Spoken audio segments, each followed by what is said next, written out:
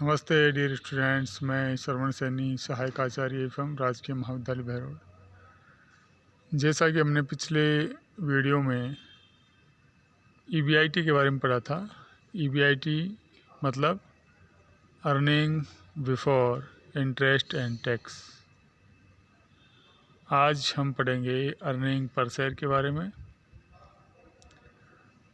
Earning per share या EPS या प्रति अंश अर्जन, यानी एक अंश पे कितनी इनकम हो रही है, कितनी आय हो रही है। और आज का ये वीडियो बीकॉम पार्ट सेकंड के EFM के सेकंड प्रश्न पत्र, फाइनेंशियल मैनेजमेंट और साथ में बीकॉम पार्ट थर्ड के EFM के सेकंड प्रश्न पत्र, बिजनेस बस्टिंग के कॉस्ट ऑफ कैपिटल चैप्टर तथा बीकॉम पार्ट फर्स्ट ABST के वैल्यूएशन ऑफ शेयर्स चैप्टर के लिए भी समान रूप से उपयोगी है। आइए देखते हैं अर्निंग पर शेयर क्या है। अर्निंग पर शेयर पर जाने से पहले हम EBIT को समझेंगे। EBIT क्या है? EBIT के अंतर्गत ये देखा जाता है कि कंपनी की जो पूंजी इकट्ठी की गई है, चाहे वो मालिकों ने दी हो, चाहे वो उधार से या ऋण लेकर जुटाई गई हो, तो जिन्होंने पूंजी लगाई है उनको पूंजी के बदले में क्या प्रतिफल मिलने वाला है उसको एक जगह कर लेंगे। जैसे हम जानते हैं कि मालिकों को सिर्फ लाभ मिलता है और जो उधार देने वाले हैं उनको ब्याज मिलता है, तो नेट प्रॉफिट और यदि इंटरेस्ट को एक जगह जोड़ लिया जाए तो EBIT प्राप्त होता है। EBIT का मतलब हो गया नेट प्रॉफिट प्लस इंटरेस्ट। तो अब हम समझेंगे अर्निंग पर शेयर EPS। जैसे EBIT जो हमें दे रखी होती है, यहाँ पे 1 लाख रुपए है। अब EBIT में हमें सबसे पहले इंटरेस्ट कटाना होता है, क्योंकि जो लाभों का हिस्सा होता है उसमें सबसे पहले हम ऋण पत्रधारियों को उनकी जो ऋण पूंजी है उसके ऊपर ब्याज चुकाते हैं। इसलिए हमने 20,000 रुपये ब्याज के घटा दिए हैं और EBIT 1 लाख रुपए में दिया हुआ है। तो ब्याज घटाने के बाद में जो अमाउंट बचती है उसको बोलेंगे earning after interest but before tax. Earning after interest but before tax, यानी ऐसी आय जिस पे से ब्याज घटा दिया गया है परंतु टैक्स घटाना बाकी है। तो वो हो गई 1 लाख में से 20,000 घटाने के बाद 80,000 रुपये। अब हम टैक्स घटाएंगे 25%।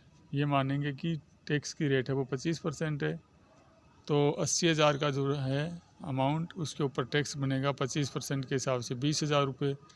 तो 20,000 रुपये टैक्स घटाने के बाद जो अमाउंट बच गई उसको बोलेंगे हम earning after tax.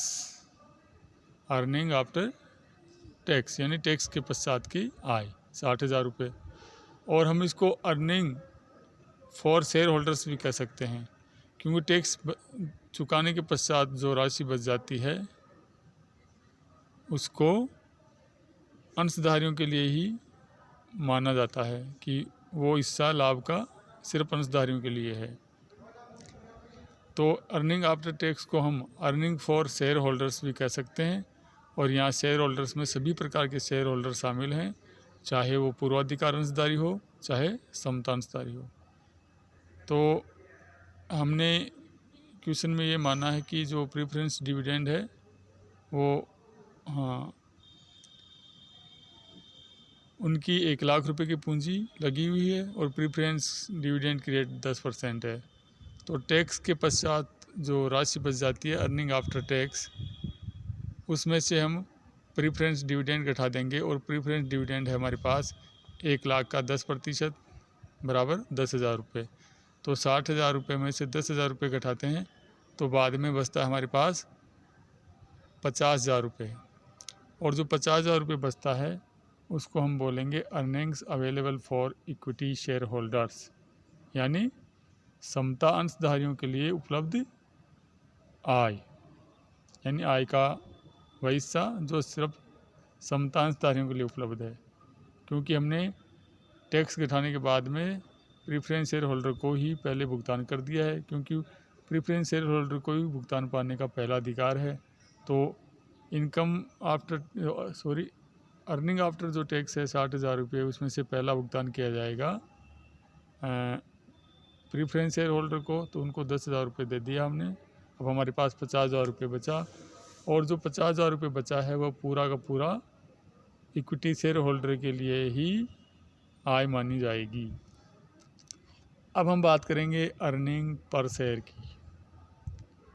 Earning per share याद करने के लिए हमें वर्तमान में हमारे मौजूद पेड अप इक्विटी शेयर्स की संख्या का भाग हमें earnings available for equity share holders की जो अमाउंट है उसमें देना होता है।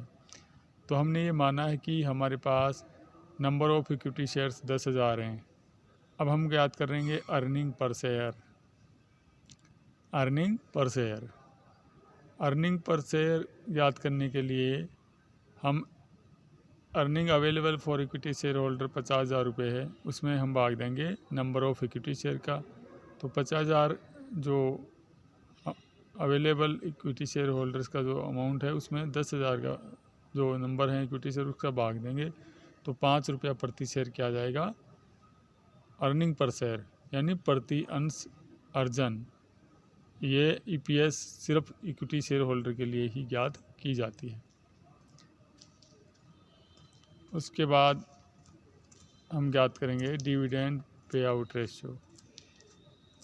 अर्निंग प्रति अंश अर्जन ज्ञात करने के बाद ये जो राशि होती है उसमें से अब हमें इक्विटी शेयर होल्डर को कितना तो लाभांश भुगतान करना है और कितना लाभांश नहीं भुगतान करना है, तो ये डिसाइड करने का काम कंपनी के बोर्ड ऑफ डायरेक्टर्स का होता है। अब जो earning for equity share holders होती है, यहाँ क्वेश्चन में ये 50,000 रुपये है, इसमें से हम कितना तो अंशधारियों को लाभांश बांट दें समता अंशधारियों को और कितना रोक लें। तो हमने ये डिसाइड किया कि डिविडेंड पे आउट का रेशियो 50% रहेगा, यानी 50,000 में से 50,000 का 50% हम डिविडेंड बांट देंगे। तो फिर हम ज्ञात करेंगे डिविडेंड पर शेयर, यानी एक शेयर पे हम कितना लाभांश बांट रहे हैं, उसको बोलते हैं डिविडेंड पर शेयर या DPS। डिविडेंड पर शेयर यहाँ पे याद करने के लिए डिविडेंड पे आउट रेशियो का सहारा लेंगे। डिविडेंड पे आउट रेशियो का मतलब है कि हम अर्निंग पर शेयर जो होती है उसका कितना प्रतिशत बांट देंगे। यहाँ जो इक्विटी शेयर होल्डर के लिए अमाउंट उपलब्ध है, अर्निंग उपलब्ध है, उसका कितना प्रतिशत बांट देंगे। तो हमने यहाँ पे पे आउट रेशियो 50% माना है कि हम आधी अमाउंट हमें बांटनी है। तो 50,000 का 50% हो गया 25,000 रुपये, और उसमें हम देंगे 25,000 की जो अमाउंट है उसमें से हम नंबर ऑफ इक्विटी शेयर का भाग देंगे। तो नंबर ऑफ इक्विटी शेयर है हमारे पास 10,000, तो 25,000 में 10,000 का भाग देने पे 2 रुपये 50 पैसे प्रति अंश लाभांश आया, इसको बोलेंगे डिविडेंड पर शेयर DPS।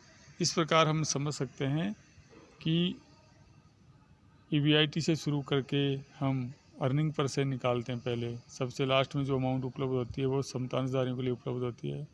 तो समता अंशधारियों के लिए जो अमाउंट उपलब्ध है लाभ में से, उसमें नंबर ऑफ इक्विटी शेयर का भाग देके अर्निंग पर शेयर या EPS ज्ञात कर लेते हैं। और EPS ज्ञात करने के बाद अगला कदम होता है कि इसमें से कितनी राशि हम अंशधारियों को लाभांश के रूप में बांट दें और कितनी नहीं बांटें।